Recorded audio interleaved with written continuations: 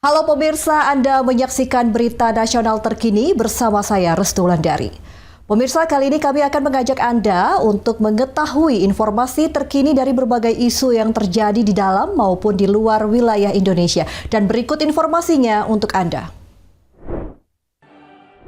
Menteri Transmigrasi Republik Indonesia Muhammad Iftithah Sulaiman Suryanegara menegaskan bahwa pemerintah telah melakukan evaluasi menyeluruh terhadap proses penempatan transmigran, menyusul lamanya penerbitan sertifikat hak milik atau SHM yang di beberapa lokasi bahkan mencapai 16 tahun. Menurut Menteri Transmigrasi, evaluasi utama pemerintah adalah memastikan tidak ada lagi penempatan transmigran sebelum SHM dipastikan terbit, sehingga para transmigran memperoleh kepastian hukum sejak awal mereka ditempatkan. Jadi evaluasi dari kami tidak boleh lagi menempatkan transmigran sebelum mereka menerima SHM titik.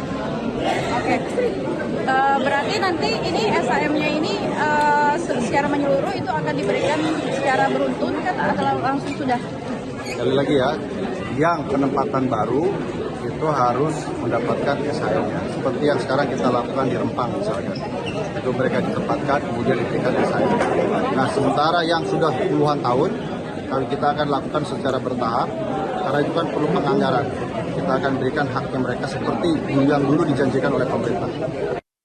Iftithah menambahkan penerbitan SHM untuk kawasan transmigrasi lama akan dilakukan secara bertahap namun menyeluruh sebagai bentuk pemenuhan hak yang sejak lama menjadi tuntutan masyarakat. Pemerintah menargetkan proses penataan administrasi pertanahan di seluruh kawasan transmigrasi dapat selesai lebih cepat, sejalan dengan program percepatan legalitas lahan yang sedang berjalan di berbagai daerah. Dari Sulawesi Tenggara, Lydia Junita, Galuh Agara, Berita Nasional TV. Psikiater sekaligus perwakilan Perhimpunan Dokter Spesialis Kedokteran Jiwa atau PDSKJI Zulfia Oktanida Syarif menilai meningkatnya kasus bullying harus menjadi perhatian bersama. Bullying akan berdampak langsung pada kondisi psikologis anak dan remaja. Tidak sedikit kasus kecemasan, depresi, bahkan tindakan melukai diri hingga upaya bunuh diri yang dilaporkan berkaitan dengan perundungan. Dr. Zulfia menegaskan upaya pencegahan harus melibatkan sekolah, orang tua, pemerintah, hingga tenaga kesehatan. Ia juga berharap pemerintah dapat memperkuat layanan kesehatan di sekolah sebagai langkah preventif. Ini sangat memprihatinkan karena ini sangat berdampak terhadap kesehatan mental anak remaja Indonesia. Oleh karena itu kita perlu bekerja sama untuk saling mengatasi bagaimana agar kasus bullying ini tidak semakin meningkat.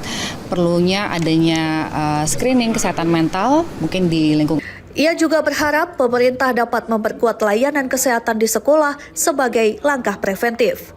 Dari Jakarta, Natasha Alko, Ade Chandra, Berita Nasional TV.